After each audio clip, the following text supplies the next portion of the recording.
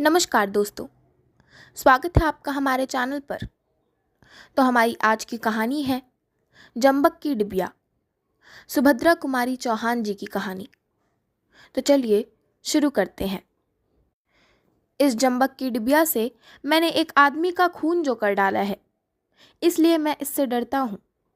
मैं जानता हूँ कि यही जंबक की डिबिया मेरी मौत का कारण होगी, प्रोफेसर साहब ने कहा और कुर्सी पर टिक गए।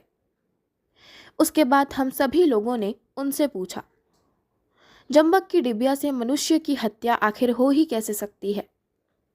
सिगरेट बुझाकर ऐश ट्रे पर फेंकते हुए प्रोफेसर साहब ने कहा, बात उन दिनों की है जब मैं बीए फाइनल में पढ़ता था।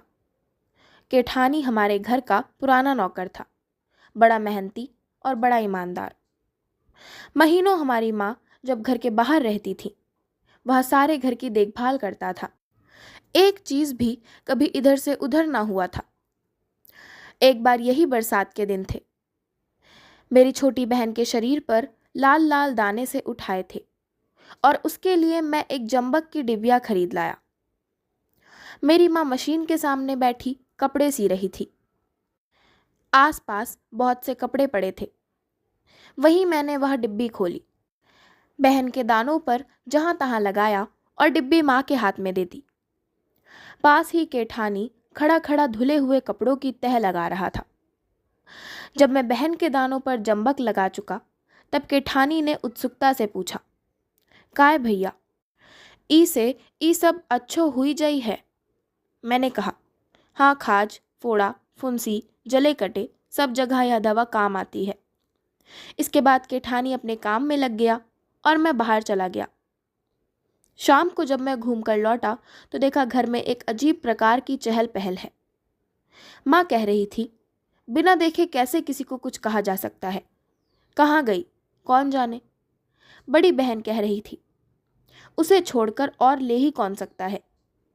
कल उसकी भावज आई थी ना, उसके लड़के के सिर में भी बहुत सारी फुंसियाँ थीं। पिताजी कह रहे थे, कहीं महराजिन ना ले गई हो। अखिल उससे कह रहा था, यह गोरे होने की दवा है, लड़के भी तो तुम्हारे सीधे नहीं हैं। पास ही बैठा अखिल पढ़ रहा था। पिताजी की बात में दिलचस्पी लेते हुए वह बोला, बापू, महराजिन तो हमेशा गोर होने की ही फिक्र में रहती है। फिर मुझसे पूछा कि यह क्या है, सो मैंने भी कह दिया कि यह गोरे होने की दवा है। केठानी अपनी कोठरी में रोटी बना रही थी। उसे बुलाकर पूछा गया तो उसने कहा, जब भैया लगाई हती आपने तो तबे देखी रही, फिर हम नहीं देखन सरकार। मुझे क्रोध आ गया। बोला तो डिबिया पंख लगाकर उड़ गई। केठानी ने मेरी तरफ देखा और बोला, भैया। मैंने कहा, चुप हो, मैं कुछ नहीं सुनना चाहता। सुबह मैं डिब्बी लाया और इस समय गायब हो गई। यह सब तुम्ही लोगों की बदमाशी है।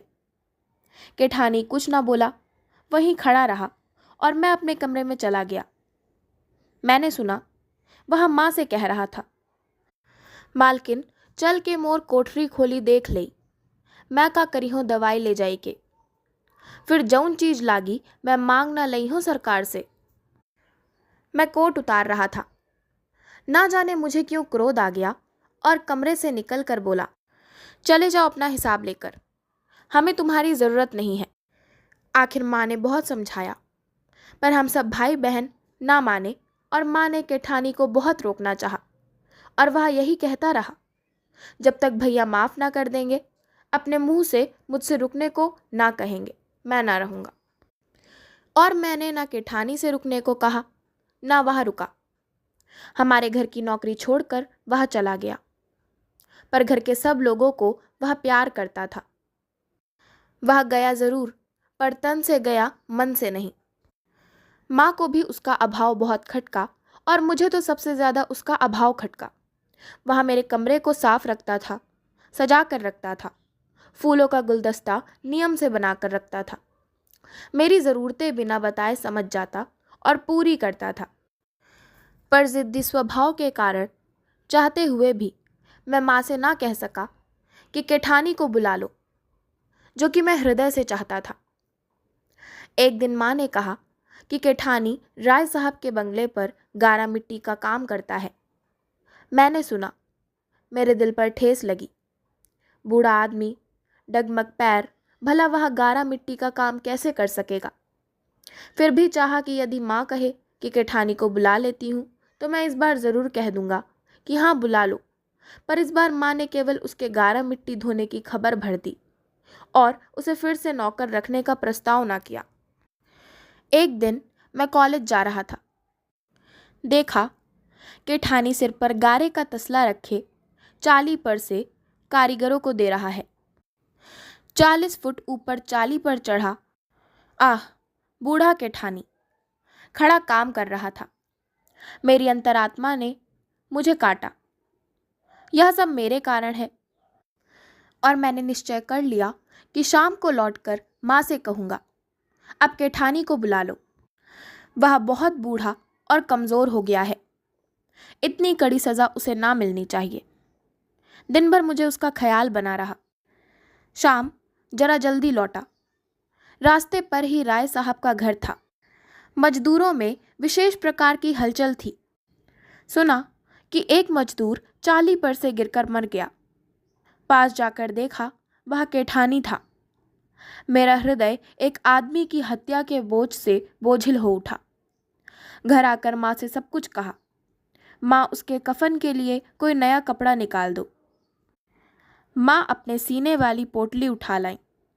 नया कपड़ा निकालने के लिए उन्होंने ज्यों ही पोटली खोली, जंबक की डिबिया खट से गिर पड़ी। तो इसी के साथ मैं अपनी आज की कहानी जंबक की डिबिया का समापन करती हूँ। आशा करती हूँ आपको हमारी आज की कहानी जंबक की डिबिया पसंद आई होगी। अगर आपको हमारी आज की कहानी पसंद आई हो तो हमारे चैनल को सब्सक्राइब करें, वीडियो को लाइक करें और बेल आइकन दबाना ना भूलें। धन्यवाद।